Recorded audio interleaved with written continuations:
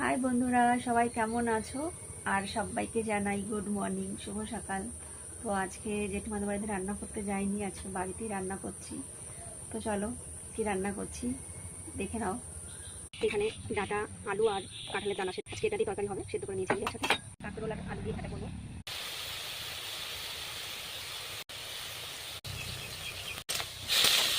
কালো জিরে ফোড়ন দিয়েছি, কালো জিরে ফোড়ন দিয়ে তারপরে ভাজা করছি। আর দেখো এগুলো কত সুন্দর সেদ্ধ হয়ে গেছে, ডাঁটাও সেদ্ধ হয়ে গেছে, এর দানাও সেদ্ধ হয়ে গেছে।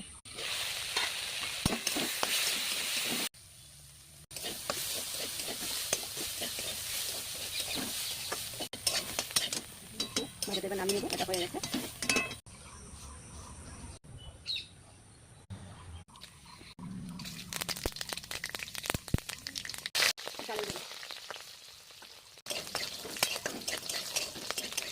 কড়াইটা পুড়ে গেছে, ভাজা করেছি না, খুব কালো হয়ে গেছে।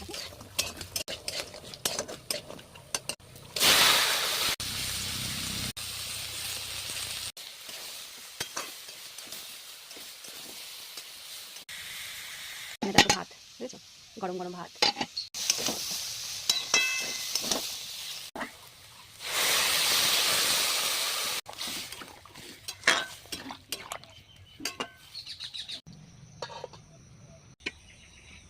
জন্য ভাতে পেঁপে সিদ্ধ দিয়েছিলাম, ঢেলে রাখলাম।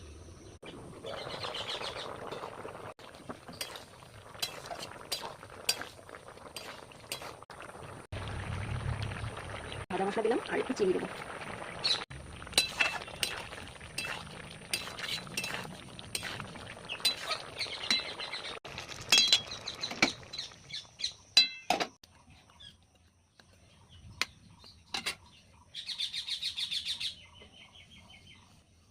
রান্না কমপ্লিট। আর দেখো ঘেমে কি অবস্থা হয়েছে, ঠিক আছে, এত গরম পড়ছে।